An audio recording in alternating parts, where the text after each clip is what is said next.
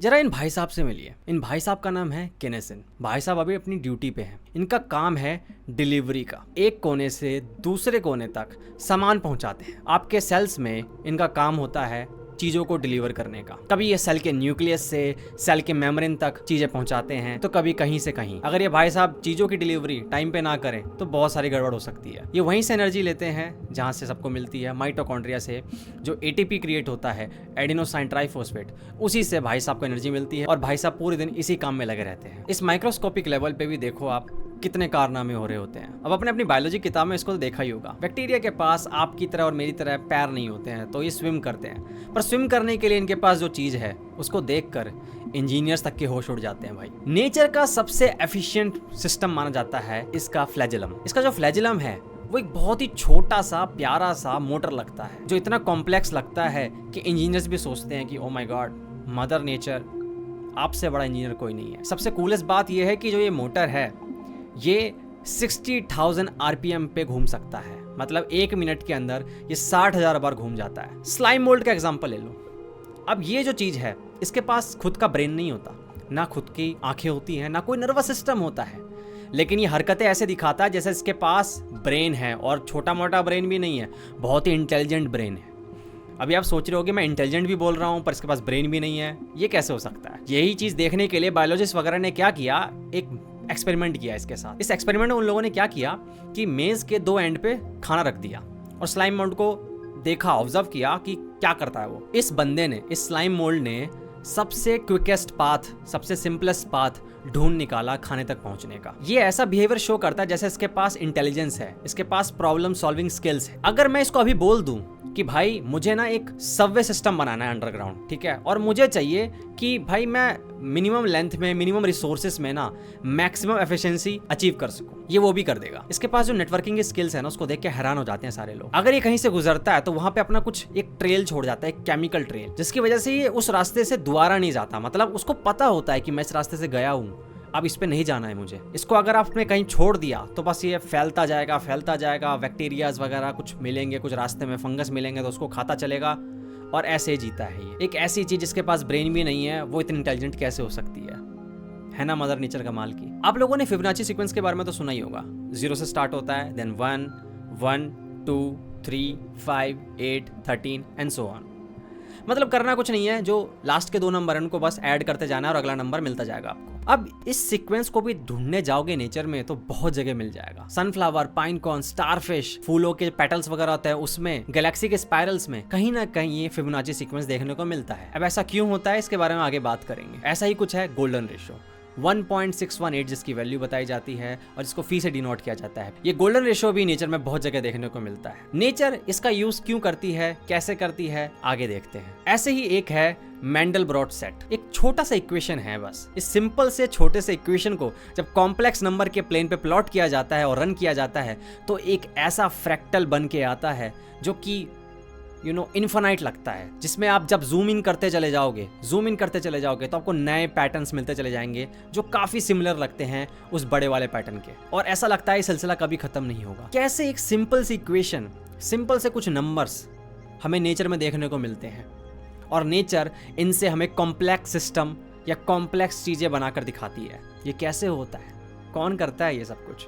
Theist वगैरह ये बोलते हैं कि आप जो ये फिबोनाची सीक्वेंस देख रहे हैं या गोल्डन रेशियो देख रहे हैं या ये कॉम्प्लेक्स सिस्टम्स देख रहे हैं या नेचर के अंदर वो कमाल देख रहे हैं, चाहे वो किनेसिन मोटर प्रोटीन का हो, चाहे वो स्लाइम मोल्ड का हो, या फिर आपके बैक्टीरिया का वो फ्लैजेलम, ये सब कुछ जो आप कॉम्प्लेक्स चीज़ें देखते हैं डीएनए से लेकर ब्लैक होल्स तक, ये सब कुछ किसी ने डिज़ाइन किया है और बात यहाँ ख़त्म हो जाती है। डिज़ाइन किया है, बात ख़त्म। लेकिन कुछ लोग ऐसे हैं जैसे एथीस्ट वगैरह, वो कहते हैं नेचर ने बस एक पाथ चूज किया जिसके कारण वो अपने आप को ऑप्टिमाइज कर पाए। जैसे सनफ्लावर का एग्जांपल लेते हैं। सनफ्लावर के सीड स्पाइरल्स जो हैं वो दोनों डायरेक्शन में है, क्लॉकवाइज भी है और एंटी क्लॉकवाइज भी है। मतलब 34 क्लॉकवाइज और 55 एंटी क्लॉकवाइज है। ये मतलब फिबोनाची नंबर है बेसिकली। ऐसे ही कहीं और आप जाओगे किसी और फ्लावर के अंदर देखोगे तो 21, 34, मतलब ये फिबोनाची नंबर्स आपको हर जगह देखने को मिलेंगे। जब सनफ्लावर या नेचर इस सीक्वेंस को फॉलो कर रही है यहाँ पर, तो इससे मैक्सिमम जो सनलाइट है वो कैप्चर हो पाती है। वो इस एंगल पे ग्रो करता है जिसके कारण सनलाइट ज़्यादा आ पाए। सनलाइट के बिना कुछ नहीं है। एक फ़ायदा ये और होता है कि एक स्पेस मिलता है, ओवर क्राउडिंग नहीं होती है। ठीक है, और आपको पता है नेचर जो होती है वो पाथ चूज करती है जहां उसको मैक्सिमम फायदा हो, मतलब उसको मैक्सिमम रिजल्ट मिले, लेकिन उसको एनर्जी या रिसोर्सेज कम लगाने पड़े। तो शायद नेचर ने ट्रायल एंड एरर के जरिए, इवोल्यूशन के जरिए ये तरीका निकाला और मिलियंस ऑफ जनरेशंस में निकाला। ये एक बार में नहीं हुआ है, करोड़ों साल का इतिहास है, और करोड़ों साल के वक्त में इस मिलियन ऑफ जनरेशन के जरिए नेचर ने बहुत सारी गलतियां करी हैं, इतनी गलतियां करी हैं, और उसके बाद जाकर ये रास्ता निकाला कि मे बी ये जो पैटर्न है या ये जो रेशो है फलाना गोल्डन रेशो या फिबोनाची सीक्वेंस, इसके अंदर ही हम अपने आप को, अपने सिस्टम को ऑप्टिमाइज कर सकते हैं बेटर तरीके से। तो एक तरीके का बायोलॉजिकल ऑप्टिमाइजेशन है नेचर का, और कुछ नहीं है। हम पैटर्न ढूंढने बैठ जाते हैं क्योंकि हम पैटर्न सीकिंग मशीन है। हमारा ब्रेन पैटर्न ढूंढता है हर जगह। पैटर्न्स क्या करते हैं? हमारी एंग्जाइटी को शांत करने का काम करते हैं। ठीक है भाई, पैटर्न्स दिखा, इसका मतलब मैं प्रेडिक्ट कर सकता हूँ। ठीक है, मतलब इतना भी केओटिक नहीं है ये सिस्टम जितना मुझे लगता है। तो पैटर्न से एंग्जाइटी को हमारे राहत मिलती है, इसलिए हम पैटर्न ढूंढते हैं। अभी मैं तुम्हें और एग्जांपल दिखाता हूँ, क्योंकि ये बहुत सारे लोग आर्ग्यूमेंट दिखाते हैं कि इस पूरे मैथमेटिकल सिस्टम को देखो, ये जो मैंडलब्रोट सेट जिसकी तुमने बात करी, ये कितना कॉम्प्लेक्स है। छोटा सा इक्वेशन रन किया और देखो क्या खूबसूरत फ्रैक्टल बन गए भाई। इसको देख के हैरानी नहीं होती तुम्हें? ऐसा नहीं लगता ये गॉड ने बनाया है, गॉड ने या कोई डिजाइनर ने इसको डिजाइन किया है? इतना कॉम्प्लेक्स कैसे हो सकता है? इसको वैसे इमर्जेंट बिहेवियर बोलते हैं। जब सिंपल रूल्स को आप फॉलो करेंगे, सिंपल इक्वेशन को आप फॉलो करेंगे, तो हो सकता है, बिल्कुल हो सकता है, कॉम्प्लेक्स सिस्टम निकल आए। दूसरा साइड भी देखना बहुत जरूरी है। एक साइड तो गॉड या डिजाइनर बोल के शांत बैठ जाती है, क्या दिक्कत है, मुझे कोई प्रॉब्लम नहीं है, अच्छी बात है यार। अगर गॉड हुआ, डिजाइनर हुआ तो बहुत सारा काम हमारा आसान हो जाएगा। लेकिन दूसरी तरफ भी झांकना जरूरी है। नेचर की और गलतियां तो मैं दिखाता हूं। अपेंडिक्स देख लो, या फिर लेफ्ट रिकरेंट लैरिंजियन नर्व का एग्जांपल ले लो। ये आपके ब्रेन से आपके हार्ट तक जाती है, देन आपके थ्रोट तक जाती है।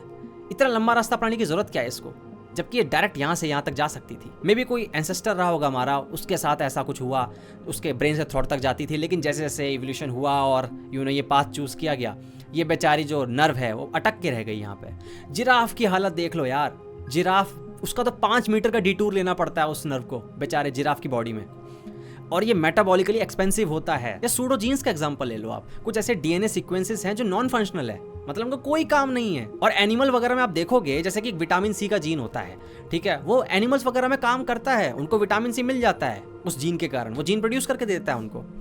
बट हमें खाने से लेना पड़ता है। क्यों लेना पड़ता है? क्योंकि भाई हमारे एंसेस्टर खाते थे, खाना वाना, फ्रूट्स खाते थे, तो वहां से हमें मिल जाता था।